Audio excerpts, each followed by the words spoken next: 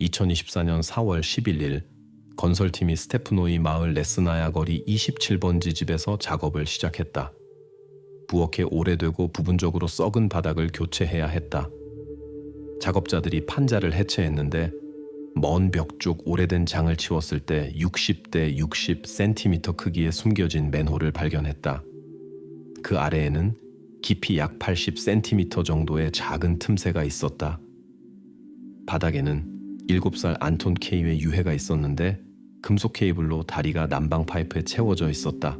거기에 오래된 톱밥 사이에서 범죄 수사관들이 플라스틱 숟가락을 발견했다.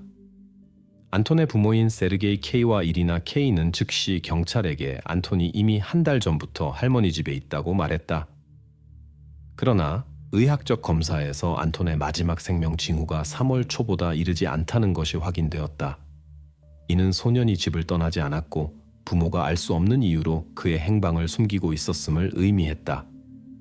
수사관들이 세부 사항을 파악하기 시작했다. 안톤이 채워져 있던 케이블은 난방 파이프에 자물쇠로 고정되어 있었다. 자물쇠 자체는 온전하고 손상되지 않았다. 이는 안톤이 스스로 풀어날 수 없었고 열쇠 없이는 외부인이 개입할 수 없었음을 의미했다. 범죄 수사관들은 지하실 바닥에 새로운 목재 톱밥을 주목했다. 집 마당에서 최근에 사용된 전기톱이 있는 창고를 발견했다. 전기톱 체인의 윤활유가 마르지 않은 상태였는데 이는 지하실을 닦거나 여는 작업이 최근에 이루어졌음을 말해주었다. 또한 수사관들은 맨홀 가장자리에서 새 리놀륨의 미세한 조각들을 발견했는데 이는 가족이 2024년 2월에 스트로이 마켓 상점에서 구입한 제품과 정확히 일치했다. 이 발견은 어머니의 최근 수리 작업에 대한 말을 확인시켜 주었지만 부엌 바닥 아래 틈새 존재 자체를 의식적으로 숨기려는 시도라는 의혹을 강화시켰다. 수사는 이웃들과 가족의 교제권에 대한 조사를 시작했다. 초기 단계에서 두 인물에게 관심이 집중되었다. 소년의 아버지인 세르게이 K와 이웃인 빅토르 P였다. 35살의 세르게이 K는 트럭 운전사로 일했다. 이웃들은 그를 과묵하고 내성적인 사람으로 지역 주민들과 거의 접촉하지 않는다고 묘사했다. 경찰은 이전에 그에 대한 불만이 없었지만 현재 그는 면밀한 관찰해에 있었다. 가족의 이웃인 빅토르 P는 법 집행 기관에 오래전부터 알려져 있었다. 과거에 그는 절도와 일상적 갈등으로 법적 문제를 겪었다. 더욱이 이웃들은 빅토르가 안톤의 가족과 여러 번 갈등을 빚었고 관계가 긴장되어 있었다고 회상했다. 3월 5일 맞은편 집에 사는 연금 생활자 미하일 지과가 경찰에 중요한 정보를 제공했다. 그는 빅토르가 작은 누군가와 크게 다투는 소리를 들었고 그것이 안톤일 수도 있다고 추정했다. 이 증언은 중요해 보였고 경찰은 빅토르를 신속히 조사하기 시작했다. 그러나 곧 수사는 빅토르 P가 관련될 수 없다는 문서상 확인을 받았다. 3월 4일부터 10일까지의 기간 동안 그는 훌리건즘으로 임시 구금소에 있었다. 전문가들은 케이블과 지하실에서 외부인의 DNA가 없음을 확인했다. 이 사실은 빅토르가 이 사건에 관여했다는 버전을 완전히 배제했다. 첫 번째 의혹은 거의 즉시 무너졌고 수사는 안톤의 가족에게 관심을 돌렸다. 경찰은 명백한 사실에 직면했다. K, 가족 구성원들만이 맨홀과 체인에 대한 접근을 통제할 수 있었다. 부모 중 누군가가 은닉처의 존재를 단순히 알고 있었을 뿐만 아니라 전체 과정의 조직에 직접 참여했다는 것이 분명해졌다. 이제 부부 중 정확히 누가 의식적으로 주변 사람들을 속였는지, 그리고 왜 이웃들이 한 달 내내 안톤의 실종을 알아차리지 못했는지 이해할 필요가 있었다. 수사관들은 집안의 상황을 명확히 하기 위해 가족의 의료 및 학교 문서에 의존했다. 가족의 생활 방식에 대한 세부 사항을 밝혀내고 부모가 그러한 행동을 하게 만든 요인을 연구하기 위해 추가 감정이 시작되었다. 우연한 상황의 일치라는 버전은 이미 완전히 사라졌다. 수사의 초점이 외부 용의자들로부터 K 가족 내부로 급격히 이동했다. 수사는 외부 개입 버전이 배제되었다고 공식 발표했다. 이웃들은 이제 가족을 이전과 다르게 인식하며 집안의 어떤 상황이 그러한 결과를 초래할 수 있었는지 의문을 제기했다. 수사는 새로운 단계에 들어섰다. 이제 수사관들은 K 가족이 어떻게 그리고 왜 안톤을 숨겼는지, 정확히 누가 케이블의 자물쇠의 열쇠를 가지고 있었는지, 그리고 왜 이것이 그렇게 철저히 숨겨졌는지 이해해야 했다. 수사의 모든 실마리는 한 지점으로 모였다. 처음 보기에는 평범해 보였던 가족 범위 내부로. 이제 수사관들은 가족 구성원들의 동기와 행동을 파악해야 했다. 앞으로 많은 세심한 작업이 있었지만 한 가지는 즉시 분명했다. 수수께끼는 주변 환경에도, 이웃들과의 우연한 갈등에도 있지 않고 바로 집 내부에 있었다. 현재 수사는 막 명확한 윤곽을 잡기 시작했고, 수사관들은 이 가족의 삶의 모든 세부 사항을 철저히 연구하여 사건들이 어떻게 부엌바닥 아래의 끔찍한 발견으로 이어졌는지 이해할 필요가 있었다. 수사는 세르게이 K가 2020 SE 년 2월 29일 사회보호 공무원들의 예상치 못한 점검 5일 전에 한 이상한 구매를 철저히 연구하기 시작했다. 스트로이 마켓 상점의 일이나 K명의 영수증에는 세 가지 항목이 적혀 있었다. 직경 5mm의 강철 케이블, 자물쇠, 그리고 2대3m 크기의 리놀륨 조각. 매장 내 비디오 카메라는 세르게이가 차분하게 이 물건들을 카트에 넣고 계산대에서 현금으로 결제하는 모습만을 기록했다. DBR 1080 확인됨. 수사관들은 연방도로 R176에 설치된 경로 판독기의 데이터를 재확인했다. 기록은 세르게이의 집에서 상점까지, 그리고 돌아오는 경로와 완전히 일치했다. 세르게이는 자신의 자동차 VAZ211로 18km를 각 방향으로 정확히 25분에 주파했다.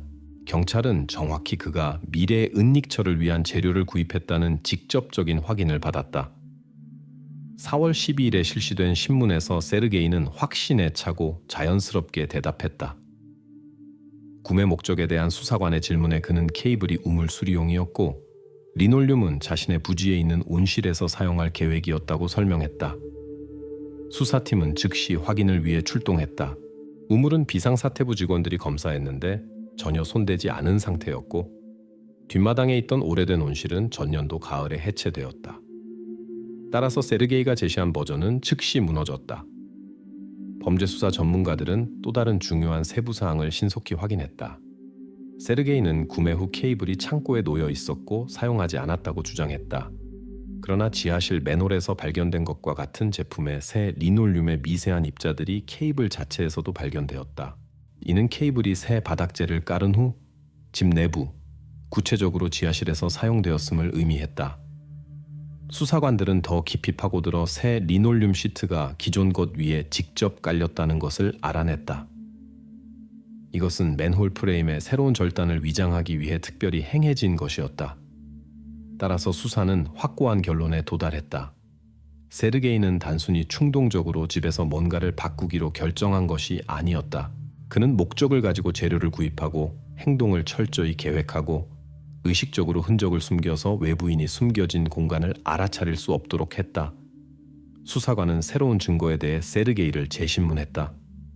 이제 세르게이는 이전에 케이블을 집 안으로 가져오지 않았다고 주장했음에도 불구하고 왜 리놀륨 흔적이 케이블에서 발견되었는지 설명할 수 없었다. 그는 세부 사항에서 혼란스러워하기 시작했고 건망증을 혼란스럽게 언급했는데 이는 수사관들의 의혹만 강화시켰다. 그러나 세르게이로부터 직접적인 자백이나 이에 대한 설명은 나오지 않았다. 수사팀은 K 가족의 휴대폰 통신사로부터 데이터를 받았다. 구매 당일인 2월 29일 정확히 이리나의 전화로 사회보호 서비스로부터 계획된 점검에 대한 SMS 알림이 왔다는 것이 밝혀졌다. 점검은 3월 5일에 실시될 예정이었다. 바로 이 순간에 은닉처에 필요한 재료들이 구입되었다. 수사관들에게는 명백했다. 세르게이는 다가오는 점검을 미리 알고 있었고 사회복지사들로부터 중요한 무언가를 숨기기 위해 신속히 행동을 취했다. 처음에 세르게이는 케이블이 순전히 생활 필요를 위해 구입되었고 창고를 떠난 적이 없다고 주장했다. 범죄 수사관들의 감정이 이 주장을 완전히 반박했다. 케이블은 분명히 집 내부에서 사용되었고 맨홀과 지하실 구조의 불가분의 일부였다. 이는 세르게이의 직접적인 거짓말의 또 다른 증거가 되었고 그의 버전을 최종적으로 파괴했다. 수사는 지하실이 우연한 장소가 아니었다는 결론에 도달했다. 그것은 자연 발생적으로 생긴 것이 아니고 단순히 수리의 결과로 나타난 것도 아니었다. 이것은 안톤을 숨기기 위해 특별히 의도된, 의식적이고 계획된 공간이었다. 틈새의 구조와 크기는 정확히 억류를 위해 만들어졌고 자물쇠와 케이블은 외부 개입 없이는 탈출할 수 없도록 보장했다. 경찰 직원들은 부엌 공간을 다시 한번 철저히 검사하고 숨겨진 지하실의 세부 사항을 문서화했다. 가족 외에는 아무도 집에 접근할 수 있는 가능성이 없었고 더욱이 자물쇠의 열쇠에 접근할 수 없었다는 사실에 특별한 주의가 기울여졌다. 이 모든 사실들은 은닉처의 창조가 의식적이고 신중한 행동이었고 세르게이가 그 주요 조직자였다는 가정을 확인해 주었다. 이제 수사는 하나의 버전을 확고히 고수했다. 레스나야 거리 27번지 집에서 일어난 모든 일은 계획된 사건이었지 우연한 비극이 아니었다. 수사의 각도는 K 가족의 동기와 이 사건의 조직과 실행에서 각 구성원의 역할을 밝혀내는 쪽으로 이동했다. 수사관들은 이리나의 인물을 더 깊이 연구할 준비를 했는데 구매가 형식적으로 정확히 그녀 명의로 이루어졌고 세르게이는 분명히 이 사건의 조직에서 자신의 참여를 최소화하려고 시도했기 때문이었다. 한편 수사관들은 세르게이의 모든 행동을 계속 기록하며 그의 행동과 주변 환경을 주의 깊게 연구했다. 모든 것이 주요 계획이 정확히 그에 의해 고안되었고 주변 사람들에게 명백한 신호나 행동 변화 없이 극도로 냉정하고 계산적으로 실행되었음을 나타냈다. 수사관들의 관심이 이상한 상황으로 이동했다. 부모들이 안톤이 3월 5일 아침에 집을 떠났다고 확신했음에도 불구하고 한 달 내내 아무도 그를 보지 못했다.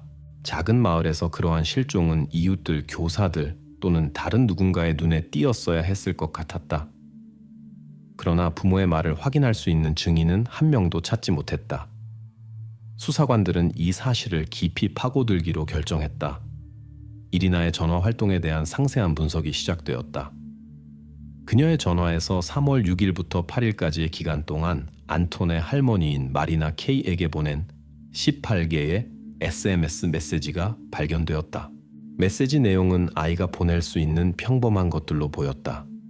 요청, 짧은 답변, 이모티콘, 심지어 잘 자라는 인사까지. 그러나 통신사가 각 메시지에 자동으로 첨부하는 셀 아이디를 통한 지오태그 확인은 이상한 점을 보여주었다. 안톤이 보냈다고 하는 모든 메시지들이 K 가족의 집에서 발송되었다. 이는 안톤이 이미 할머니 집에 있을 때 이 SMS들을 보냈다는 부모의 주장과 모순되었다. 수사관들은 긴급히 할머니인 마리나 K와 연락을 취했다. 이 사건에서 부차적 증인으로 공식 지위를 가진 58세의 연금 생활자였다. 마리나는 확실한 알리바이를 제시했다. 3월 내내 그녀는 스테프노이에서 600km 떨어진 타타르스탄에 있었다. MZHD 번호 7493125 기차표, 주유소 영수증들, M7 고속도로의 비디오 카메라들이 그녀의 말을 확인해 주었다.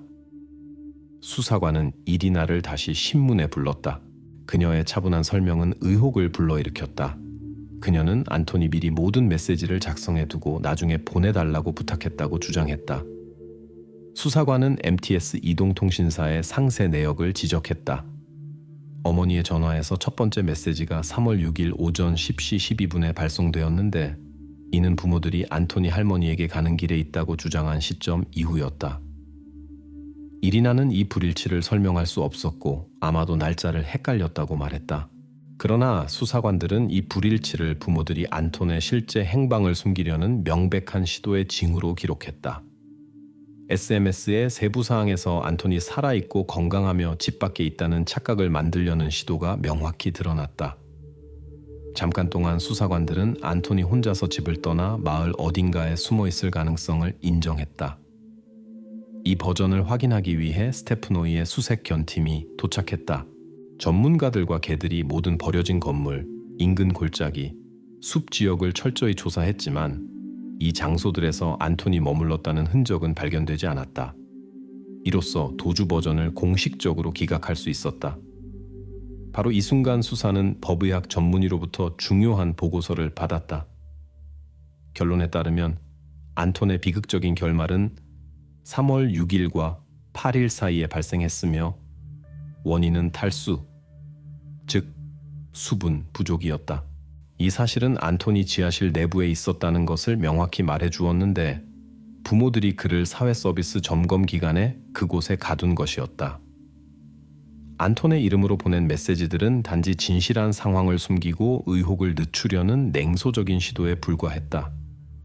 수사는 이제 우연성 버전을 완전히 배제했다. 사실들은 냉정한 계산을 가리켰다.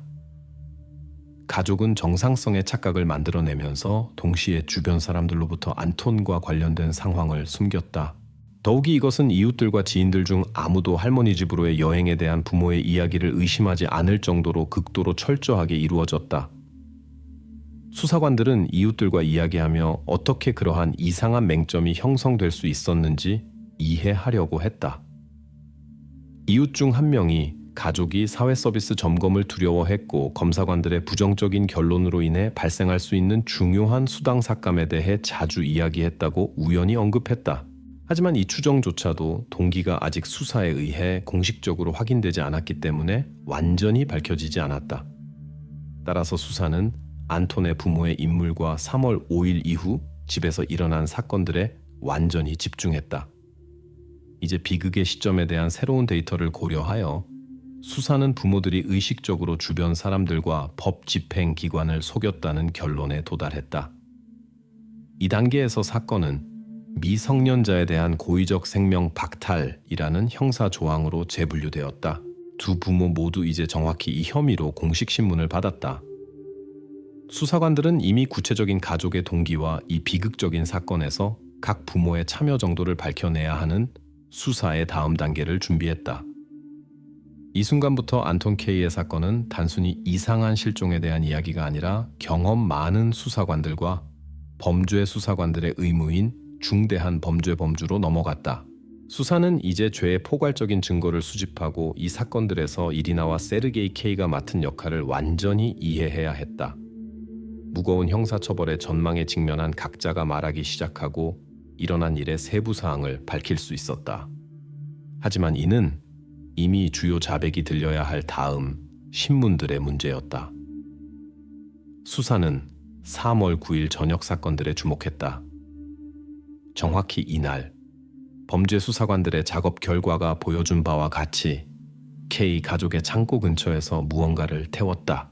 이 사실에 수사관들의 관심을 끈 것은 화재 실험실의 특이한 발견이었다.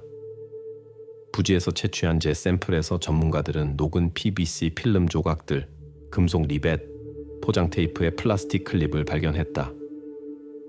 제품 번호로 이 잔해들은 세르게이가 구입한 직경 5mm 케이블의 포장과 정확히 일치했으며 영사이사 코드로 표시되어 있었다. 이 수사 단계에서 새로운 중요한 증인이 나타났다. 맞은편 집에 사는 14세 아르템 엘이었다. 그는 3월 9일 사건들에 대해 실제 증언을 할 수 있는 첫 번째 사람이 되었다.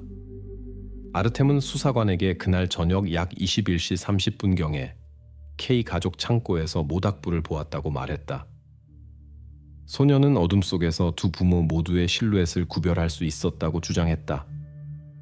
아르템은 2층 창문에서 일어나는 일을 관찰했지만 그날 저녁 본 일에 특별한 의미를 부여하지 않았는데 이웃들이 단순히 생활 쓰레기를 처리하는 것이라고 생각했기 때문이었다. 수사관은 이리나를 다시 신문에 불렀다. 그녀는 이전에 들었던 생활 쓰레기에 대한 버전을 확신 있게 반복했다. 그녀의 말에 따르면 그들은 단순히 오래된 물건들, 식품 포장, 겨울 동안 쌓인 기타 불필요한 잡동사니를 태웠다고 했다. 반면 세르게이는 러시아 연방 헌법 저11조를 이용하여 그날 저녁에 대한 어떤 질문에도 답하기를 거부하며 침묵의 자세를 취했다. 그러나 감정이 이리나의 말에 대한 수사관들의 의혹을 신속히 해소했다. FTIR 분광법을 이용하여 태운 재료 중에 2월 29일에 구입되어 K 가족집 부엌에 깔린 바로 그 리놀륨의 포장 필름과 라벨이 있었다는 것을 확인할 수 있었다. 포장재 파괴, 사실은 수사에 의해 구매 흔적을 지우려는 의식적인 행동으로 기록되었다. 이 발견은 부모들을 범죄 준비와 은폐를 위한 행동과 직접 연결시켰기 때문에 수사의 핵심 순간이 되었다. 처음에 수사관들은 중요한 증거를 숨기기 위해 안톤의 옷을 태웠다는 버전이 생겼다. 이 가설을 확인하기 위해 지하실 전체 내용물에 대한 추가 감정이 실시되었다. 결과적으로 틈새 내부에서 안톤의 겨울 재킷이 발견되었는데 여기에는 화재의 영향 흔적이 전혀 없었다. 이는 옷을 태웠다는 버전이 거짓임을 의미했고 공식적으로 기각되었다. 모든 감정 결과는 하나를 명확히 확인했다. 부모들은 상점에서의 구매와 갖춰진 지하실 사이의 연관성 확립을 어렵게 하기 위해 의도적으로 포장재를 파괴했다. 이제 수사관들은 3월 9일 저녁 창고 근처에서 정확히 무엇을 그리고 왜 태웠는지에 대한 모든 생활상의 설명을 최종적으로 거부했다. 생활 쓰레기의 우연한 파괴라는 버전은 검증을 견디지 못했고 완전히 폐기되었다. 수사는 법원에 세르게이와 이리나 K의 체포 허가를 요청했으며 피의자들이 이미 증거를 파괴하고 수사 진행을 방해할 준비가 되어 있음을 보여주었다는 신청서를 작성했다. 그들의 증언에서 이전에 밝혀진 불일치와 수사를 의도적으로 속이려는 직접적인 증거를 고려하여 법원은 이 신청을 신속히 승인했다. 두 부모 모두 모든 절차적 조치가 완료될 때까지 구금되었다. 수사는 최종 단계에 들어섰다. 이제 수사 앞에는 범죄의 동기를 확립하고 피고인들의 정신 상태와 그들을 주변 사람들로부터 철저히 숨겨진 결과를 가진 행동으로 이끈 것이 정확히 무엇인지 이해하는 과제가 있었다. 작업의 다음 단계에서 수사관들은 두 부모 모두에 대한 포괄적인 정신과 감정 실시 준비를 시작했다. 이 조치는 비극적 사건들로 이어진 심리적 메커니즘을 이해하는 데 필요했다. 이 외에도 수사는 이웃들이 이전에 표현한 가족의 사회 서비스에 대한 두려움에 대한 추정을 주의 깊게 연구했는데 이것이 그러한 극단적인 조치를 취하는 출발점이 될 수 있었다. 그러나 동기의 공식 발표까지 수사는 세부 사항을 비밀로 유지하는 것을 선호했으며 상황을 단지 민감한 요인이라고만 불렀다. 심리학자들과 수사관들은 모든 이전에 숨겨진 동기들이 명확하게 공식화되고 논증된 형태로 법원에 제시되어야 하는 수사의 최종 블록을 위한 기반을 준비했다. 따라서 사건은 점진적으로 사실적 세부사항의 확인에서 범죄의 기초가 된 원인과 조건의 더 깊은 분석으로 넘어갔다. 두 부모의 체포는 수사가 새로운 증거 파괴 시도의 위험을 배제하고 피해자들의 인물 연구와 그들의 동기에 대한 최종 밝혀내기에 완전히 집중할 수 있게 해주었다. 세르게이와 이리나 K의 사건에 대한 법정 심리가 2025년 1월 26일 스테프노이 지방법원 법정에서 시작되었다. 전체 수사 과정에서 수사관들은 전년도 3월 초에 일어난 사건들의 세부 사항을 철저히 수집했다. 수사위원회는 형사사건 자료에 고정된 최종 결론에 공식적으로 도달했다. 세르게이와 이리나의 행동 동기는 두 가지 사회수당, 돌봄수당과 장애수당을 잃을 것에 대한 우려였다. 수사가 확인한 바와 같이 2024년 3월 5일 오전 약 9시 30분경 세르게이와 이리나는 공동으로 7살 안톤을 부엌 바닥 아래 미리 준비된 지하실에 가둔 후 세르게이가 그를 금속 케이블로 난방 파이프에 고정시켰다. 그 후 맨홀을 단단히 닫고 그 위에 최근 구입한 리놀륨 조각을 깔고 맨 위에 무거운 장을 놓았다. 부모들은 사회 서비스 점검이 빠르고 아무런 결과 없이 지나갈 것이며 그 후 안톤을 다시 꺼낼 수 있을 것이라고 계획했다. 법정에서 검사는 모든 증거 체인을 자세히 설명했다. 먼저 세르게이가 케이블, 자물쇠, 리놀륨을 구입하는 모습이 명확히 기록된 스트로이 마켓 상점 카메라의 비디오 기록이 제시되었다. 그 다음 3월 9일 저녁 창고 근처에서 이 재료들의 포장을 의식적으로 파괴했다는 것을 확인한 화재 기술 감정 결과가 제시되었다. 덜 설득력 있는 증거는 이리나가 자신의 개인 전화로 안톤의 이름으로 보낸 SMS 메시지들에 대한 이동통신사 데이터였다. 지리적 위치 데이터는 메시지 발송 순간에 K 가족의 집을 명확히 가리켰다. 같은 기간에 안톤의 할머니는 마을에서 수백 킬로미터 떨어진 곳에 있었는데 이는 M7 고속도로의 비디오 카메라와 주유소 영수증들이 확인해 주었다. 별도의 중요한 세부사항은 케이블과 자물쇠에서 제3자의 존재를 완전히 배제한 유전자 감정이었다. 이는 외부인이 일어난 일에 참여할 수 없었다는 결론을 완전히 확인해 주었다. 법의학 감정은 안톤의 죽음 시점을 명확히 가리켰다. 3월 6일부터 8일까지 원인은 수분 부족이었다. 즉, 소녀는 지하실의 밀폐된 공간에서 이틀에서 사흘 이상 생존할 수 없었다. 법정 과정에서 부부는 처음으로 서로에 대한 증언을 했다. 세르게이는 정확히 이리나가 점검 전에 안톤을 숨기자고 주장했으며 중요한 수당을 잃을 것을 두려워했다고 공개적으로 말했다. 그는 모든 일이 그렇게 될 것이라고 생각하지 않았다고 강조했다. 이리나는 자신이 상황의 단기성을 확신했다고 말했다. 나는 점검이 한두 시간에 끝나고 우리가 즉시 그를 다시 꺼낼 것이라고 생각했다. 법원은 이 증언들을 서로에게 책임을 전가하려는 시도로 받아들였지만 이것이 범죄의 분류를 바꾸지는 못했다. 법정 심리의 마지막 부분은 세르브스키 연구소에서 실시된 포괄적인 정신과 감정의 결론 발표에 할애되었다. 의사들은 공식적으로 결론지었다. 세르게이와 이리나 K는 절대적으로 정신이 건전하며 책임을 완화할 수 있는 정신장애나 정동 상태의 징후가 발견되지 않았다. 그들의 행동은 합리적이고 완전히 의식적인 성격을 띠었다. 판사가 최종 판결을 읽는 동안 법정에 있던 모든 사람들이 완전히 침묵했다. 세르게이 K와 이리나 K는 러시아 연방형법 제105조 제2항 라목 사전 공모에 의한 집단이 저지른 미성년자 살해로 유죄 판결을 받았다. 세르게이 K는 엄격한 교정시설에서 복역할 20년의 자유박탈형을 선고받았다. 이리나 K는 역시 엄격한 교정시설에서 복역할 18년의 자유박탈형을 받았다. 판결 발표 후 판사는 심리를 배정했다. 법정 경비원들이 피고인들을 법정에서 내보냈다. 몇 분 후 감방의 철문이 그들 뒤로 닫혔고 이전 생활로부터 그들을 완전히 차단했다. 더 이상 아무도 뒤돌아보지 않았다. 법정 과정 완료 후 수사 자료에는 완전히 명확하지 않은 몇 가지 세부 사항이 남아 있었다. 범죄 수사관들은 정확한 연대 측정이 불가능한 몇 개의 오래된 절단 자국을 맨홀의 나무 프레임에서 발견했다. 이 절단들은 지하실이 이전에도 안톤을 억류하기 위해 사용되었을 가능성을 증언할 수 있었다. 그러나 이에 대한 최종적인 문서상 확인은 얻어지지 않았고 공식적으로 이 정보는 답이 없는 상태로 남았다.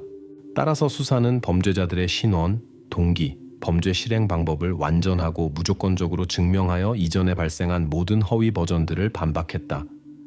그러나 레스나야 거리의 집에서 지하실이 그러한 목적으로 사용된 것이 처음이자 유일한 것이었는지에 대한 질문은 공식적으로 미해결 사실 범주에 남았다. 이로써 번호 24724 사건이 공식적으로 완료되었다. 루이사 코스타는 지하에서 세상을 포기한 한 남자가 지은 콘크리트 벙커에서 5년을 보냈다.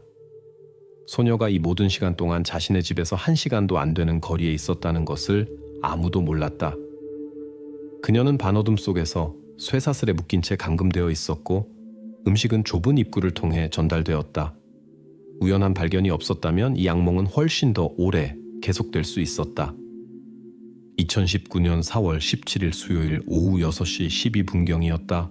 브라질 북부 우이라무탕으로 가는 길 근처의 작은 마을에서 주민들은 하루 일과를 마무리하고 있었는데 몇 시간 후 11살 루이사 코스타의 실종 소식이 그들의 평온을 깨뜨릴 것이라고는 꿈에도 생각하지 못했다.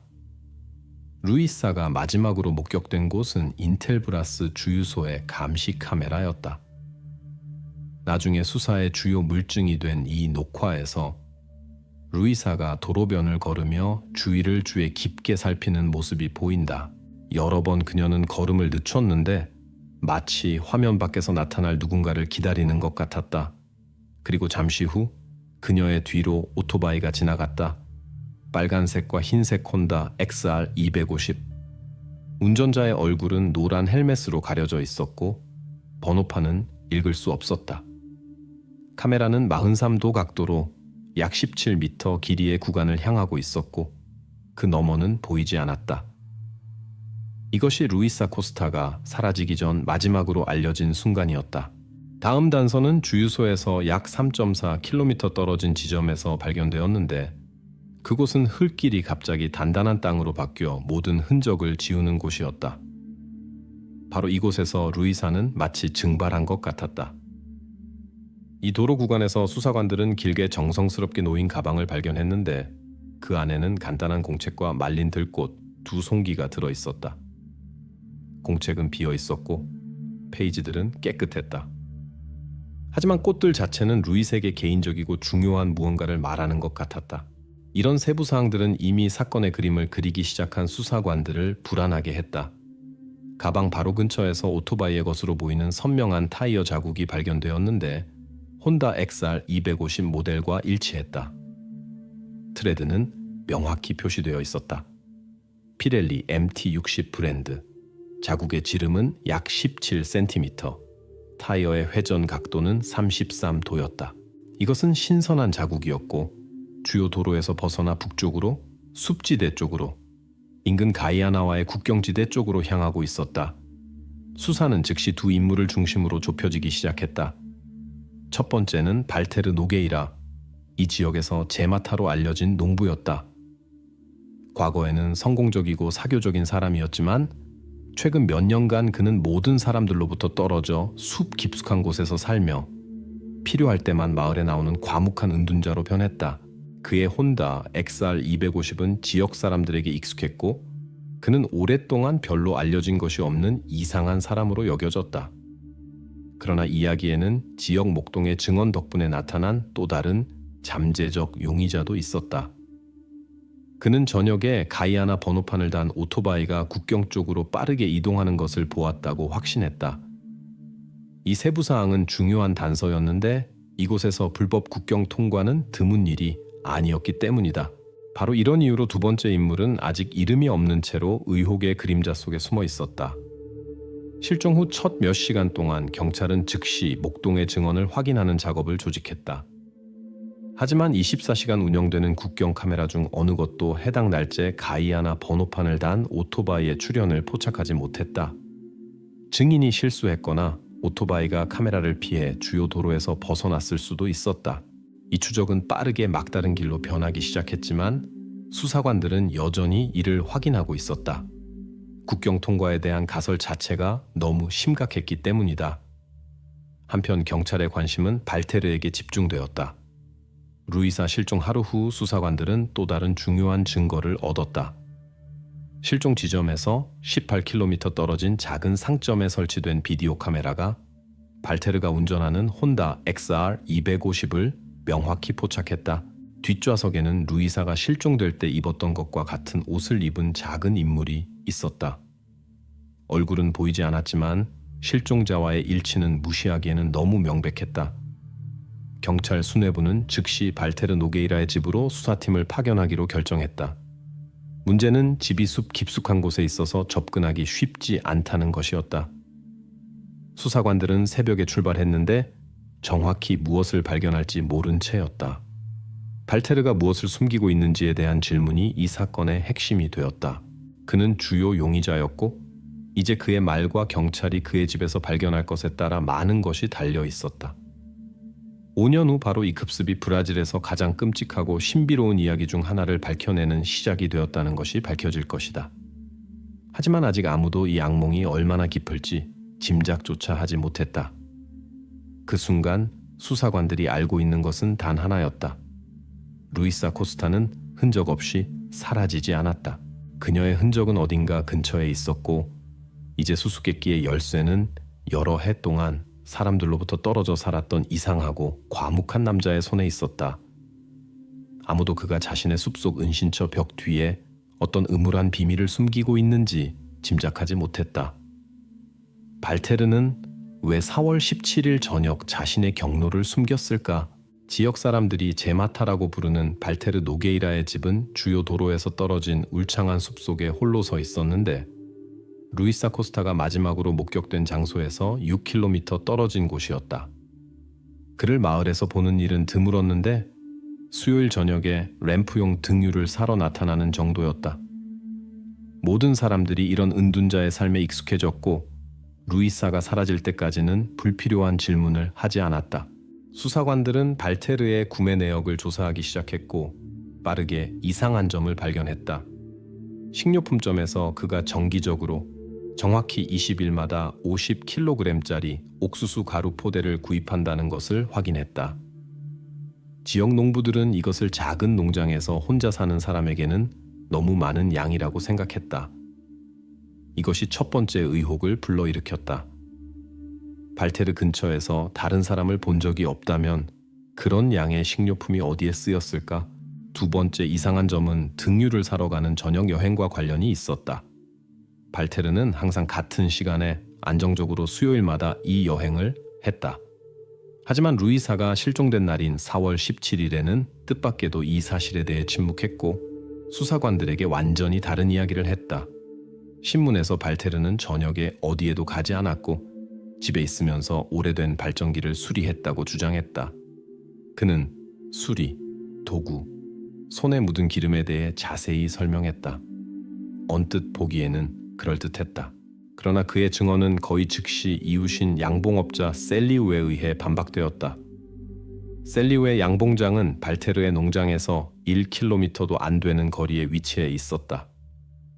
그날 저녁 약 6시 40분경 셀리우는 발테르가 소유한 혼다 XR 오토바이 엔진 소리를 명확히 들었다. 이웃은 이 소리를 정기적으로 들었다. 매주 수요일마다 농부가 그의 양봉장을 지나갔기 때문이다. 발테르에게 셀리우의 말을 전했지만 그는 증언을 바꾸지 않았고 농장을 떠나지 않았다고 계속 주장했다. 수사관들은 이웃의 말을 확인하는 테스트를 실시했다. 900m 거리에서 엔진 소리는 정말로 뚜렷하게 들렸고 다른 어떤 것과도 혼동될 수 없었다. 따라서 발테르 자신이 주장한 알리바이는 의심스러워졌다. 즉, 농부가 고의로 저녁 여행을 숨긴 것이다. 수사의 다음 발견은 용의자의 행동을 더욱 의문시하게 만들었다. 발테르의 구매 내역을 조사하면서 경찰은 식료품과 등유 외에도 최근 몇 달간 그가 정기적으로 시멘트와 금속 구조물을 구입했다는 것을 발견했다. 이런 구매는 이상했는데 농장과 집에 새로운 건설이나 수리의 흔적이 전혀 없었기 때문이다. 건물들은 낡아 보였고 농부가 어딘가에서 무언가를 짓거나 재건축했다는 징후는 없었다. 그럼에도 불구하고 건축 자재에 대한 지출은 지속적이고 상당했다. 목격자들의 증언을 확인하면서 수사는 동시에 루이사의 꽃과 공책이 발견된 장소 근처 숲길 주변의 타이어 자국을 조사했다. 그날 발견된 타이어 자국은 발테르의 오토바이 타이어와 비슷해 보였지만 트레드를 주에 깊게 비교한 후 일치가 완전하지 않다는 것이 밝혀졌다. 같은 모델의 다른 오토바이일 가능성이 있었고 이제 두 번째 차량에 대한 가설을 확인해야 했다. 이것은 경찰을 가이아나 번호판을 단 신비한 오토바이 운전자를 언급한 목동의 말로 다시 이끌었다. 이 추적을 최종적으로 끝내거나 확인하기 위해 국경 수비대에 정보를 요청했다. 국경 수비대 보고서에 따르면 4월 17일 저녁에는 아무도 오토바이를 타고 가이아나 국경을 넘지 않았다. 따라서 가이아나 오토바이에 대한 목동의 증언은 거의 완전히 반박되었지만 수사는 아직 최종 결론을 내리지 않았다. 발테르에게 집중하는 것만 남았다. 그의 이상한 행동, 설명할 수 없는 구매, 그리고 그가 고의로 수사를 오도하며 저녁 행동을 숨겼다는 사실로 의혹이 강해졌다. 경찰관들은 그가 무엇을 했고 어디에 있었는지 더 자세히 알아내기로 결정했는데 오후 6시부터 8시까지의 시간이었고 바로 이 시간에 루이사 코스타가 실종되었기 때문이다. 아직 수사는 비정상적인 양의 옥수수 가루 정기 구매나 건축 자재나 발테르의 은밀한 경로를 설명할 수 없었다. 이 모든 세부 사항들은 루이사 실종에 대한 그의 연루에 대한 의혹만 강화했을 뿐 용의자의 동기나 범죄 당일 저녁 행동에 대한 명확한 답을 주지는 못했다. 수사관들은 중요한 발견에 접근하고 있다는 것을 이해했지만 아직까지 확실한 정보는 발테르가 모든 진실을 말하지 않았고 명백히 자신의 삶과 일정의 중요한 세부 사항을 숨기고 있다는 것뿐이었다. 오후 6시부터 8시까지의 시간이 핵심 구간으로 남아 있었고 바로 이 구간에서 농부의 행동을 밝혀내는 데 수사는 이제 모든 노력을 집중했다. 루이사의 가족은 왜 그녀와 셀리우의 우정에 대해 침묵했을까? 코스타 가족의 집은 항상 모범적으로 조용한 곳으로 여겨졌다. 루이사의 부모들은 평범한 마을 주민들로 갈등에 개입한 적이 없었고 따로 떨어져 지냈다. 딸이 실종된 후 수사관들은 가족의 주변 환경을 주의 깊게 조사했는데 사건 해결로 이어질 수 있는 모든 불일치와 숨겨진 세부 사항을 찾으려고 했다. 수사 시작 며칠 후 경찰관들은 루이사의 개인 물품을 주의 깊게 확인했다. 그녀의 물건들 중에서 간단한 노키아 105 휴대폰을 발견했다. 기기 메모리에서 수사관들의 특별한 관심을 즉시 불러일으킨 SMS 메시지들이 발견되었다. 발테르의 증언 불일치를 경찰에 처음 지적한 바로 그 사람인 이웃 양봉업자 셀리우가 보낸 14개의 짧은 메시지들이었다. 메시지 내용들은 간단했지만 루이스에게 보내는 성인 남성의 것으로는 특이했다. 셀리우는 그녀를 마을 장터에 초대하고 신선한 꿀을 선물하겠다고 약속하며 언제 다시 자신의 양봉장 근처에서 그녀를 볼 수 있는지 묻기까지 했다.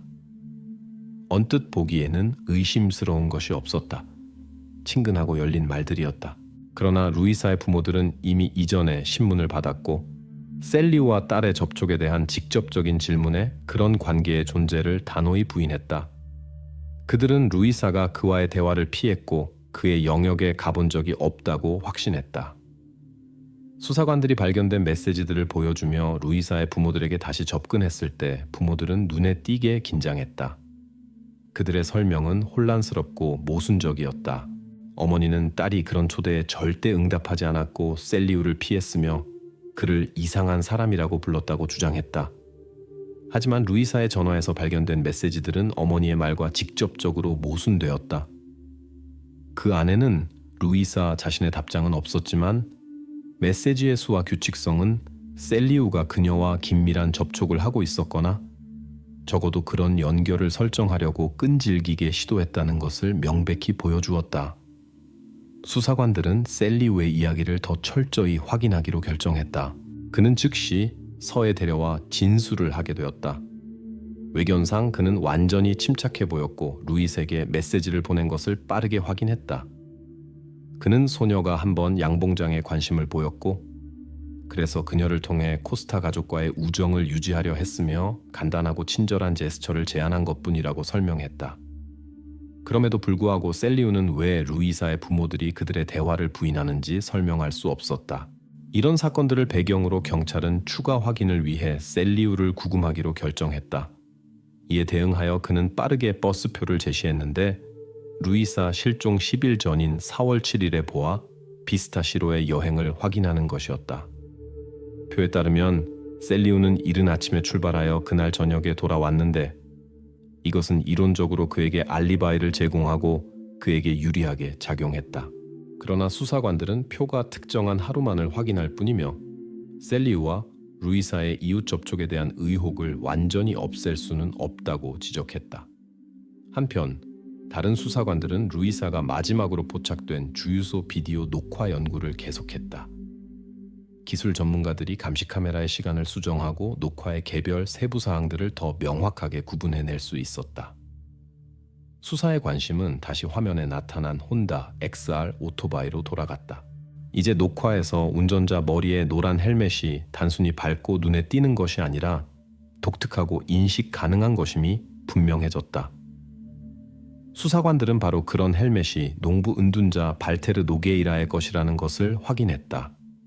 즉, 루이사가 도로변을 걸으며 사라진 그 순간에 바로 발테르가 운전하고 있었던 것이다. 셀리우는 의혹에도 불구하고 아직 수사의 주변부에 남아 있었다. 루이사와의 이상한 우정과 부모들의 이 연결 부위는 단지 불쾌한 우연이거나 가족 내 불화의 결과일 수 있었다. 그러나 수사는 그에 대한 의혹을 최종적으로 해제하는 것을 서두르지 않았다. 이제 수사관들 앞에는 두 개의 중요한 방향이 놓였다. 첫 번째는 셀리우의 알리바이와 루이사에 대한 그의 진정한 의도를 명확히 하는 것이었다. 두 번째는 발테르가 그토록 신중하게 숨긴 건축 자재와 가루의 수수께끼를 풀어내는 것이었다. 바로 이런 세부 사항들이 수사관들을 사건의 주요 질문에 대한 답으로 이끌어야 했다. 경찰이 증언 확인과 용의자들의 경로 명확화에 바쁜 동안 사건 내부에서는 숨겨진 관계와 비밀 연결의 그림이 드러나기 시작했는데 이것은 첫눈에 보이는 것보다 훨씬 복잡할 수 있었다. 지금까지 모범적이고 평범해 보였던 코스타 가족은 중요한 무언가를 숨기고 있었지만 그런 은밀함의 이유는 아직 이해할 수 없었다. 수사는 진실에 접근하고 있었지만 이것이 루이사 코스타 실종의 완전한 해결로 가는 길에서 첫 번째 단계일 뿐이라는 것을 이해했다. 발테르는 어떻게 자신에게 무거운 철근 콘크리트 구조물을 운반할 수 있었을까? 2019년 6월 초까지 루이사 코스타 사건은 막다른 길에 이르렀다. 수사관들은 여전히 이웃들의 알리바이와 실종과 관련된 상황들을 확인하고 있었다. 발테르는 주요 용의자로 남아 있었지만 그의 죄에 대한 직접적인 증거는 아직 없었다. 셀리우도 감시하에 있었지만 버스표 확인 후 그의 연루는 가능성이 낮아 보였다. 뜻밖의 진전은 발테르의 금융문서 확인 후에 일어났다. 건축 자재에 대한 수많은 영수증 중에서 운송회사 로라이마 로그의 특이한 계산서가 발견되었다. 이 문서에 따르면 루이사 실종 이틀 전인 2019년 4월 5일에 발테르는 특이한 화물 배송을 주문했다. 길이 5m, 지름 2m, 무게 15톤의 무거운 콘크리트 요소였다. 계산서에는 이것이 대규모 공학 프로젝트에 일반적으로 사용되는 배수관 콜렉터의 파편이라고 명시되어 있었다. 배송은 평판 플랫폼을 갖춘 대형 6톤 트럭으로 이루어졌다. 경로는 37km의 나쁜 흙길을 거쳤고 계산에 따르면 약 2시간이 걸렸다. 하지만 가장 이상한 것은 이웃들 중 아무도 그토록 대형 운송수단의 도착을 알아차리지 못했다는 것이었다. 이것은 조용하고 인구가 적은 지역에서 그런 기술과 화물을 숨기는 것이 얼마나 어려운지를 고려할 때 수사관들을 놀라게 했다. 경찰관들은 그토록 대규모 배송이 어떻게 눈에 띄지 않을 수 있었는지 이해하기 위해 다시 농장 이웃들에게 접근했다. 새로운 중요한 증인은 근처에서 일하는 이웃 벌목꾼이 되었다. 남자는 발테르 집 주변 지역을 잘 안다고 주장했는데 정기적으로 나무를 베고 종종 그의 농장 주변을 지나갔기 때문이었다. 하지만 그는 지난 몇 달간 작업도 중장비 출현도 그토록 큰 콘크리트 요소도 보지 못했다고 단호히 말했다. 도랑도 준비적인 건설 현장도 보지 못했다고 했다. 이웃 벌목꾼의 이 주장은 수사관들 앞에 새로운 문제를 제기했다. 콘크리트 구조물이 배송되었다면 그것이 어디에 설치되었고 발테르가 어떻게 그토록 눈에 띄는 작업을 모든 이웃들로부터 숨길 수 있었을까? 이 단계에서 경찰은 콘크리트 구조물이 물을 위한 은밀한 지하 저장고나 비슷한 것을 건설하기 위한 것일 수 있다는 가정을 세웠는데 이것은 고립된 농장에서는 충분히 논리적이었다. 이런 가설과 직접적인 단서의 부재 때문에 경찰은 일시적으로 수색 요청을 연기하고 불법 건설이나 환경 파괴를 배제하기 위해 이 배송에 대한 정보를 환경검사에 넘기기로 결정했다.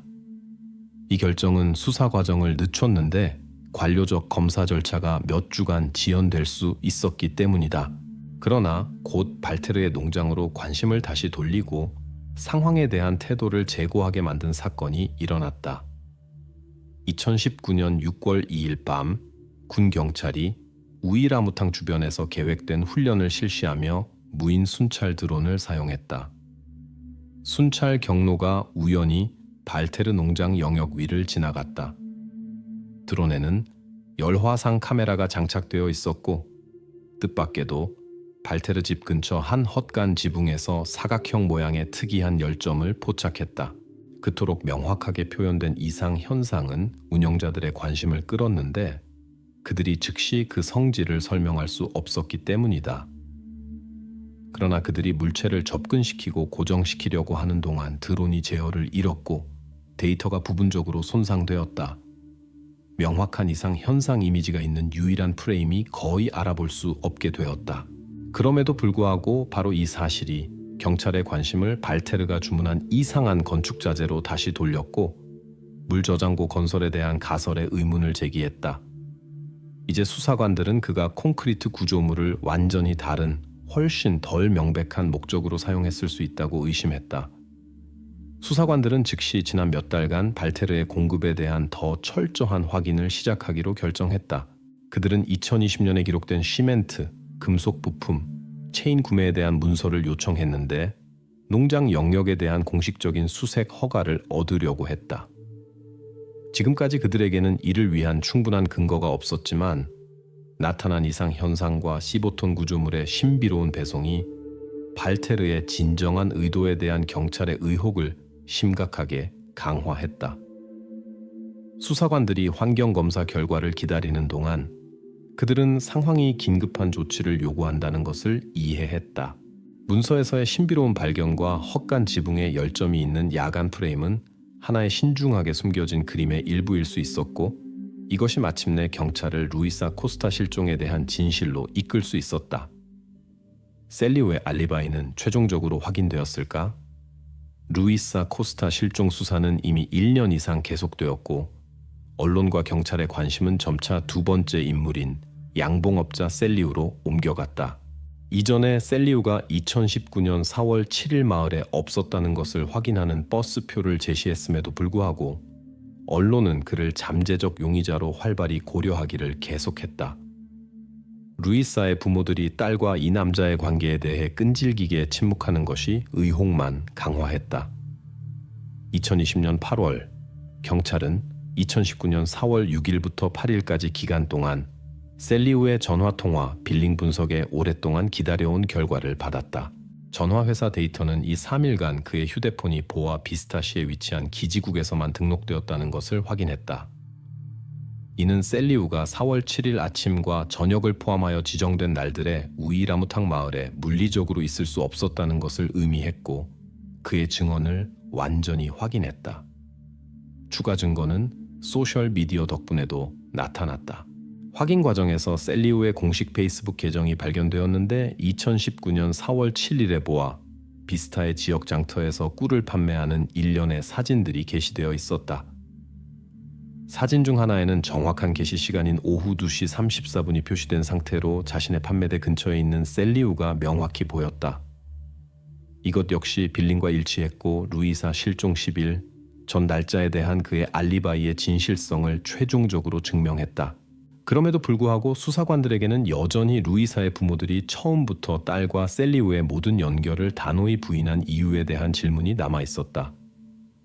재신문 동안 부모들은 이웃과 딸의 우정을 의도적으로 숨겼다고 인정했는데 이것이 경찰이 주요 용의자인 발테르에게 집중하는 것을 방해할 수 있다고 우려했기 때문이었다. 그들의 의견으로는 셀리우가 루이사 실종에 연루되지 않았고 그에 대한 어떤 언급도 수사를 혼란스럽게 할 뿐이었다. 그러나 부모의 전술은 잘못된 것으로 판명되었다. 언론이 즉시 메시지와 셀리우와 루이사의 우정 이야기를 포착하여 양봉업자 주변에 소동을 일으켰다. 그는 한동안 언론의 주요 의혹 대상이 되었는데 경찰이 이미 그의 무관함에 대한 중요한 증거를 받았음에도 불구하고 말이다. 셀리우의 알리바이가 철통 같았음에도 불구하고 기자들은 센세이션을 희망하며 끈질기게 그를 추적했다. 셀리우는 코스타 가족과의 관계에 대한 질문에 지속적으로 직면해야 했고 표, 사진, 전화회사 명세서를 공개적으로 보여주어야 했다. 이 모든 것이 그의 무관함을 확인했고 점차 대중을 그의 결백에 확신시켰다. 결국 경찰은 공식적으로 셀리우에 대한 모든 의혹을 해제했고 이 거짓 추적을 최종적으로 종료했다. 바로 이 순간 언론의 관심이 셀리우에게 집중되어 있을 때 수사관들의 손에 새로운 중요한 문서가 들어왔다. 은행 감사가 2020년 8월 11일자로 모아 비스타에 위치한 농기구 상점 카사도 파젠데이로의 영수증을 발견했다. 영수증에는 발테르가 한 구매가 적혀 있었다. 400kg의 시멘트와 12m의 튼튼한 체인. 깊은 숲에서 살며 눈에 보이는 대규모 건설 작업을 하지 않는 은둔자에게는 이것이 극히 특이한 구입이었다. 영수증은 은행 계좌 확인 과정에서 완전히 우연히 발견되었고, 수사관들은 즉시 이 발견이 수사의 핵심적 의미를 가질 수 있다는 것을 이해했다. 루이사 실종 후 16개월이 지났고, 이제 경찰은 루이사 실종 후에도 계속된 발테르의 은밀한 구매가 우연이 아니었다는 것을 이해했다. 이 정보는 수사관들로 하여금 농부에 대한 태도를 재고하게 만들었다. 그들은 발테르가 아직 아무도 보지 못했고 그 존재조차 의심하지 않는 무언가의 건설을 위해 시멘트와 체인을 사용했을 수 있다고 가정했다. 수사관들은 즉시 발테르의 농장과 영역에 대한 완전한 수색을 허용할 영장을 준비하기로 결정했다. 이제 수사는 은둔자의 행동과 이상한 구매 뒤에 단순히 의심스러운 일상 활동보다 훨씬 더 사악한 무언가가 숨어 있다고 절대적으로 확신했다. 수사관들은 수사가 새로운 단계에 들어서고 있다는 것을 이해했고, 가까운 시일 내에 발테르의 농장에 완전히 집중할 계획이었다. 시멘트와 체인이 정확히 무엇을 위해 의도되었는지에 대한 흔적을 찾는다면 이것이 루이사 코스타에게 정확히 무슨 일이 일어났는지, 그리고 발테르 노게이라가 그토록 신중하게 어떤 비밀을 숨기고 있었는지에 대한 최종 답을 줄 수 있을 것이다. 열화상 카메라는 어떻게 숨겨진 방을 확인했을까? 시멘트와 체인의 대규모 구매에 대한 영수증을 받은 후 경찰과 환경 서비스의 관심은 발테르 노게이라의 농장에 집중되었다. 수많은 확인에도 불구하고 영역 검사는 결과를 주지 못했다. 2024년 2월까지 당국은 현대 기술을 사용하여 더 결정적인 조치를 취하기로 결정했다. 야간 영역 모니터링을 위해 전문 장비를 갖춘 생태 서비스가 참여했다. 2024년 2월 21일에서 22일로 넘어가는 밤 오전 1시 15분에 고감도 열화상 카메라가 장착된 무인기 DJI 마빅 3T가 발사되었다. 운영자는 영역을 주의 깊게 조사하며 자연적인 온도 차이를 기록했다. 무인기가 농장의 주요 건물 근처에 위치한 목조 헛간 위에 나타날 때까지는 특이한 것이 없었다. 운영자의 화면에 약 1.8제곱미터 면적의 열점이 급격히 나타났다. 표면 온도는 섭씨 36도 수준이었는데 이는 주변 배경과 12도 이상의 대비를 보였다. 그토록 늦은 시간에 이것은 설명할 수 없었다. 서비스 직원들은 즉시 좌표를 고정하고 경찰 작전 본부에 보고했다. 전문가들은 즉시 열의 원인이 농장에서 자주 사용되는 사일리지나 유기물질의 부패일 수 있다는 가정을 세웠다. 그러나 농업 전문가와의 협의 후 사일리지 덩어리의 최대 온도가 집중적인 부패에서도 28도를 넘지 않는다는 것이 명확해졌다. 이 가설은 거부되었다. 두 번째 변형도 확인했다. 발정이 과열인데 발테르가 농장 전력 공급을 위해 정기적으로 사용한다고 주장했기 때문이었다. 경찰관들은 빠르게 발정이 근처에 일산화탄소 센서를 설치했다. 하지만 장치는 발전기가 건물의 완전히 다른 쪽에 있으며 헛간 지붕의 열 이상 현상과 아무 관련이 없다는 것을 명확히 보여주었다.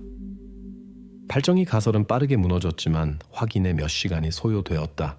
한편 수사관들은 이미 필요한 영장을 받았고 열화상 카메라로 발견된 장소에 대한 철저한 조사를 준비했다.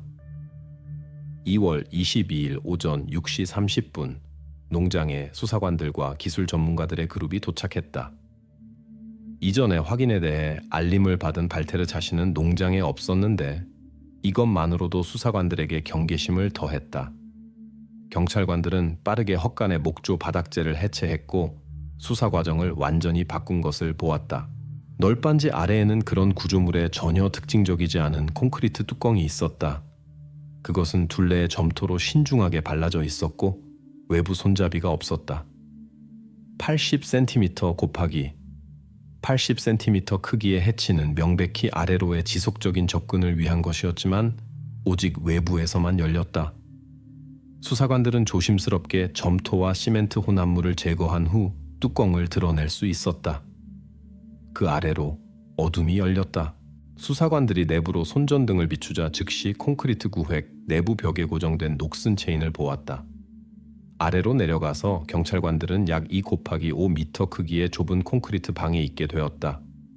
방에는 간단한 환기, 원시적인 화장실, 그리고 거친 잠자리가 있었다. 바닥에서 벽에 체인으로 묶인 채로 거의 5년 전에 실종된 루이사 코스타가 발견되었다. 루이사의 상태는 극도로 어려운 감금 조건에도 불구하고 만족스러웠다. 그녀는 살아있었고 무서워했지만 외부 신체적 손상의 흔적은 없었다. 경찰관들은 즉시 그녀를 해방시키고 의료 도움을 요청했다. 그토록 오랜 시간 후 루이사의 출현은 모든 사람에게 진정한 충격이었다. 관심은 즉시 은신처가 건설된 재료들의 출처와 발테르가 루이사를 붙잡아둔 체인으로 옮겨졌다. 수사는 발견된 체인을 이전에 밝혀진 발테르의 대규모 구매와 빠르게 연결시켰다. 바로 이제 2020년 8월 시멘트와 체인 구입의 목적이 분명해졌다. 같은 날 경찰은 그때까지 흔적 없이 사라진 발테르 노게일에 대한 긴급 수배를 발표했다. 농장은 즉시 경찰 통제해 놓였고 수사관들은 용의자가 어떻게 거의 5년 동안 루이사를 붙잡아둘 수 있었으면서 어떤 의혹도 피할 수 있었는지에 대한 상세한 그림을 만들기 시작했다. 이 발견 후 사건은 완전히 열렸고 모든 힘이 발테르 체포에 집중되었다. 수사는 또한 왜 지역 주민들이나 서비스 직원들 중 아무도 이 모든 시간 동안 숨겨진 방의 존재를 발견하거나 적어도 의심할 수 없었는지에 관심을 가졌다. 루이사가 언급한 우유를 가진 여자는 누구인가? 루이사 코스타가 구조되어 보아 비스타 병원으로 이송된 후 수사관들은 그녀에게 무슨 일이 일어났는지에 대한 첫 번째 중요한 세부 사항들을 얻으려고 시도했다. 의사들은 경찰의 접근을 제한했지만 몇 가지 조심스러운 질문을 할 수 있게 허용했다. 루이사는 처음 몇 시간 동안 말에 극도로 조심스러웠고 혼란스러워했으며 시선을 피했지만 한 세부 사항을 언급할 때 눈에 띄게 활기를 보였다. 때때로 그녀에게 우유를 가져다주는 어떤 여자에 대한 이야기였다.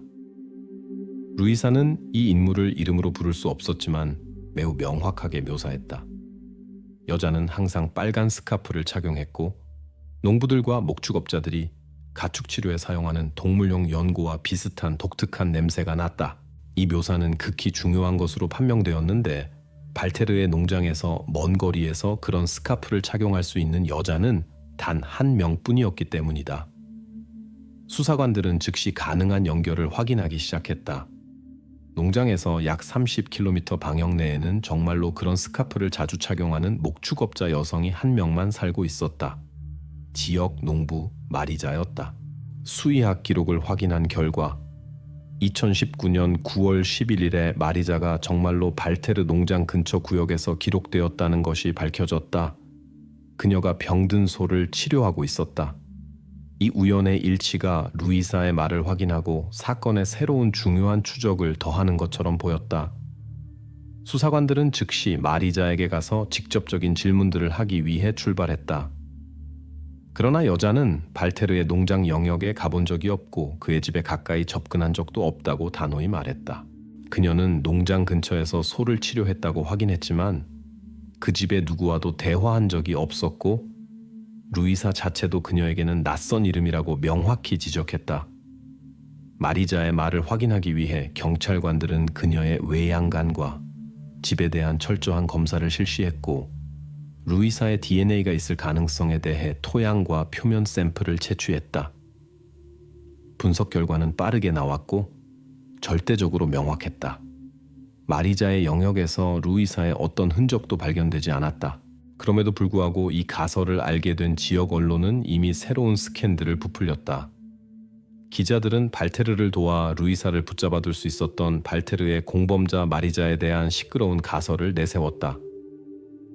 하지만 마리자의 참여에 대한 어떤 흔적과 증거도 없다는 것을 확인하는 경찰의 공식 발표가 게재된 후 이 가설은 빠르게 무너졌다. 수사관들은 목축업자가 범죄와 아무 관련이 없었고 루이사가 묘사한 우유를 가진 여자가 될 수 없었다고 공개적으로 인정해야 했다. 한편 의사들은 지하 콘크리트 방에서 몇 년간 지낸 후 루이사의 신체적, 심리적 상태를 이해하려고 계속 검사했다. 수사관들은 차례로 발테르가 자신의 은신처에 사용한 재료들의 출처, 특히 루이사가 묶여있던 체인을 밝혀내려고 시도했다. 시멘트와 체인 구매에 대한 은행 감사 데이터는 이미 연구되었지만 이제 체인 자체와 콘크리트 구조물에 대한 더 깊은 기술 분석이 필요했는데, 이런 재료들이 같은 방식으로 구입되었는지, 그리고 누가 발테르를 그토록 복잡한 물류에서 도울 수 있었는지 이해하기 위해서였다. 한편 루이사가 그토록 오랜 시간을 보낸 바로 그 콘크리트 방에서 수사관들은 날카로운 물체로 벽에 긁어낸 그림을 발견했다. 이것은 원시적이지만 명확하게 알아볼 수 있는 소의 모습이었고, 그 머리 위에는 빨간 스카프가 그려져 있었다. 루이사가 말한 것과 정확히 같은. 이제 수사관들에게는 우유를 가진 여자가 단순히 루이사의 환상이나 왜곡된 기억이 아니었다는 것이 분명했다. 이 인물은 실제 근거를 가지고 있었고, 그녀가 감금 상태에서 보낸 그 삶의 중요한 부분이었다. 그러나 노력에도 불구하고 빨간 스카프를 한 신비한 여자의 정체는 알려지지 않은 채로 남았다. 마리자는 완전히 무죄가 증명되었고, 가까운 지역에서 묘사에 맞는 다른 사람은 없었다. 이 질문은 열린 채로 남아 있었고, 수사관들은 번호 연기를 받아야 할 별도의 사건을 만들었다. 하지만 아직 공식적으로는 미해결로 남아 있었다. 이 시간에 경찰은 발테르에 대한 적극적인 수색을 계속했는데, 그가 주 경계 넘어 멀리 숨어 있을 수 있다고 가정했다. 농장에서의 모든 새로운 발견이 중요한 단서를 주었지만, 정확히 누가 어떤 방식으로 발테르를 도울 수 있었는지에 대한 질문들은 답 없이 남아 있었다. 루이사는 계속 의료 도움을 받았고, 경찰은 그녀의 상태에 대한 상세한 의사 보고서를 받을 준비를 했다. 수사의 모든 초점은 이제 건축 재료의 출처, 그 구입과 배송, 그리고 이 이야기에서 가장 신비롭고 설명할 수 없는 부분이 된 빨간 스카프를 한 여자의 모습과의 연결을 밝혀내는 것으로 옮겨졌다. 누구의 카드가 아이볼트를 지불했을까? 루이사 코스타 발견 후 수사의 주요 질문은 발테르 노게이라의 행동과 동기 연구가 되었다. 용의자는 루이사 구조 3일 후 체포되어 보아 비스타 수사 구치소로 이송되었다. 경찰관들은 그의 모든 금융 거래에 대한 대규모 감사를 실시했고, 핵심 증거가 될 수 있는 새로운 특이한 구매를 발견했다. 은행 문서에서 2019년 6월 2일에 발테르가 인터넷을 통해 지름 14mm의 아이볼트를 주문했다는 것이 밝혀졌다. 이 고정 요소는 나중에 루이사를 붙잡아둔 체인 설치에 필요한 중요한 부품으로 판명되었다. 수색에 예상치 못한 일은 아이볼트에 대한 지불이 지역교회 노바루스의 법인 계좌를 통해 이루어졌다는 것이었다.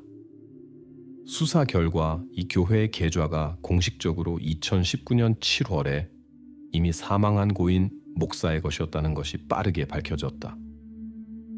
발테르는 과거에 이 교회의 신도로 알려져 있었고, 분명히 목사 사망 후에도 그 재정에 접근할 수 있었다.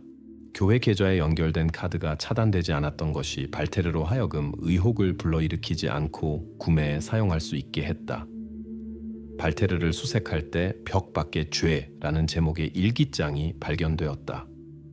FEOC 루지 연구소 전문가들이 실시한 철저한 감정 결과 일기장이 격리와 죄의 속죄를 통한 영혼 구원에 대한 연결성이 없지만 강박적인 생각들로 가득하다는 것이 밝혀졌다. 이 발견은 수사로 하여금 처음으로 용의자의 의식을 들여다보고 적어도 부분적으로 그의 동기를 이해할 수 있게 했다. 수사관들은 발테르에게 그가 구입한 체인의 용도와 길이에 대해 자세히 신문했다. 원래 체인은 12m 길이였지만 수사관들은 3.5m 구간이 사용되었고, 체인의 나머지 부분은 농장 영역에 정성스럽게 보관되어 있었다는 것을 발견했다.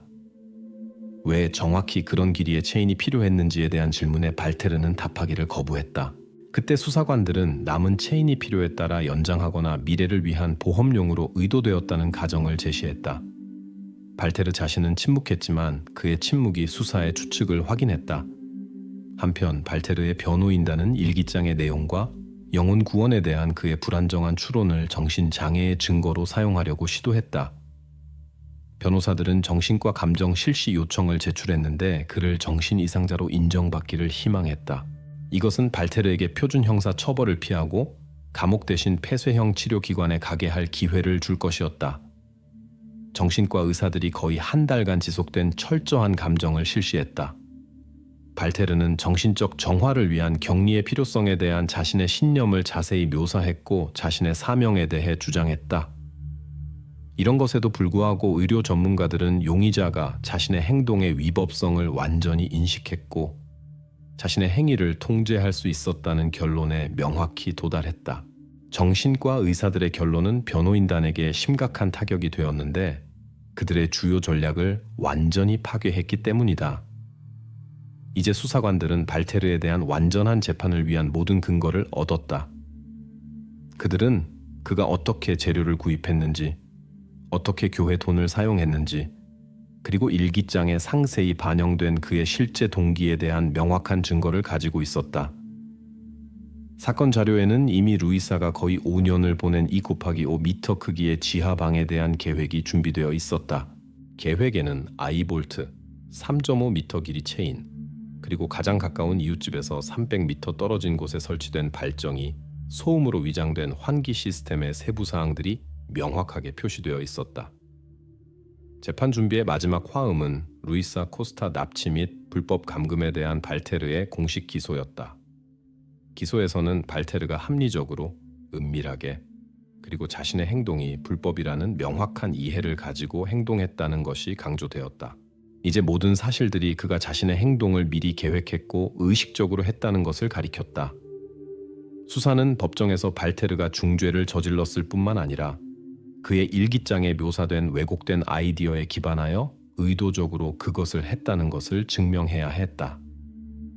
고인 목사의 고정장치 구매에 사용된 카드는 발테르의 범죄를 그의 과거와 연결하고 그의 냉소적 계산을 확인한 마지막 요소가 되었다. 발테르는 재판을 기다렸고 수사관들은 사건을 최종적으로 종료할 준비를 했다. 재판 과정은 루이사 코스타 실종 이야기가 마침내 논리적 완결을 얻을 수 있는 최종 단계가 되어야 했다. 지역 사람들이 제마타로 알고 있던 발테르 노게일에 대한 재판 과정은 거의 한 달간 지속되었다. 법원 건물 주변의 모든 거리가 차단되고 홀은 만석이었으며 공기에는 짙은 침묵이 감돌았다. 판사는 수사와 검찰 기소의 최종 결론을 낭독했다.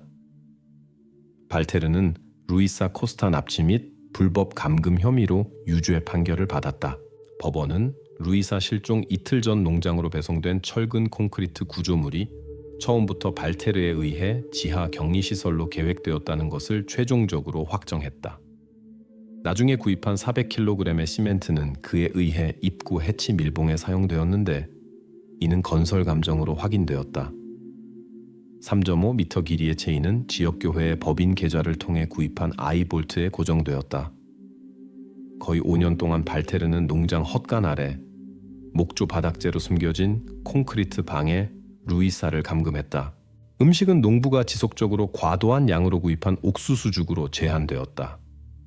발정이 소음은 가능한 모든 비명을 위장했고 가장 가까운 이웃집까지의 거리가 300m를 넘어 우연한 발견을 불가능하게 만들었다. 수사는 법원의 증거 사슬에 모든 누락된 고리를 제공했다. 핵심 역할은 트레카, 추적 서비스의 GPS 로그로 확인된 주유소의 비디오 녹화와 혼다 XR의 로그가 했다. 바로 이 데이터가 루이사 실종 장소를 정확히 지나간 발테르의 경로를 확인했다.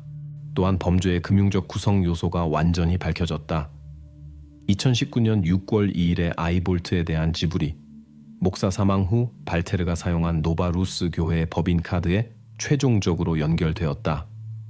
전표에 있는 그의 개인 서명이 그의 연루에 대한 최종 확인이 되었다. 범죄학자들은 음식이든 양동이에서 발견된 발테르의 지문과 콘크리트 방 내부에서 발견된 루이사의 DNA 샘플을 시연했다. 법원은 또한 헛간 목조 바닥재 아래 숨겨진 방을 발견한 1.8 제곱미터 면적의 이상 현상을 포착한 열화상 촬영 감정 결과도 검토했다. 재판 마지막 날 변호인단은 발테르의 일기장, 벽 밖의 죄 조각들을 인용하며 그의 정신적 무능력과 종교적 광신주의를 증명하려 했는데 이것이 그로 하여금 자신의 행동의 결과를 인식하지 못하게 한다는 것이었다. 이에 대해 검찰은 시연적 조치를 취했다. 법정홀에서 직접 특별 스탠드에 원형 절단기로 제거해야 했던 아이볼트가 달린 체인이 전시되었다. 작동하는 도구의 소리가 법정홀을 가득 채웠는데 지하방에서 이 모든 연간 무슨 일이 일어났는지를 시연적으로 모든 참석자들에게 상기시켰다. 이 시연 중에 발테르가 뜻밖의 소리를 지르며 폭발했는데 빛과 구원에 대한 무언가 연결성 없는 말을 외쳤다. 판사는 즉시 경호원에게 피고인을 홀에서 데리고 나가라고 지시했다. 법정은 짧은 휴정 후 계속되었고 피고인의 감정적 발언은 결정에 영향을 미치지 않았다. 같은 날 법원은 최종 판결을 내렸다. 발테르 노게이라는 중범죄로 분류된 브라질 형법 148조와 217조의 계에 따라 34년형을 선고받았다. 보아비스타 병원 전문가들이 해방 시점에서 루이사 코스타의 상태에 대한 상세한 보고서를 발표했다. 그녀의 몸무게는 겨우 27kg이었고 중증 빈혈, 만성 비타민 결핍증, 현저한 구루병, 장기간의 무월경이 진단되었다. 판결은 납치 사건을 최종적으로 종료하여 발테르의 죄와 정체성, 그리고 그의 범죄 행동의 전체 순서를 완전히 확인했다. 그럼에도 불구하고 두 가지 세부 사항이 공식적으로 미종료 상태로 남아 법원에 의해 기밀로 분류되었다. 첫째, 루이사가 우유를 가진 여자라고 부른 신비한 여자의 정체가 확립되지 않았다. 이 수사 방향은 별도의 번호를 받았지만 새로운 데이터 부족으로 중단되었다. 이에 대해서는 공소시효가 진행되지 않았다. 둘째, 노바루스. 교회와 목사의 역할은 법원에 의해 소유자 사망 후 법인 계좌 관리에서의 태만과 부주의로만 제한되었고 범죄 구성은 없었다. 따라서 루이사 코스타 실종 사건은 공식적으로 완료되어 지난 수십 년간 이 지역에서 저질러진 가장 특이하고 잔혹한 범죄 중 하나로 로라이마 주 범죄학 역사에 들어갔다. 발테르 노게이라는 엄중 감시 교도소로 보내졌고 루이사 자신은 오랜 세월이 걸릴 수 있는 느리고 복잡한 회복을 시작했다.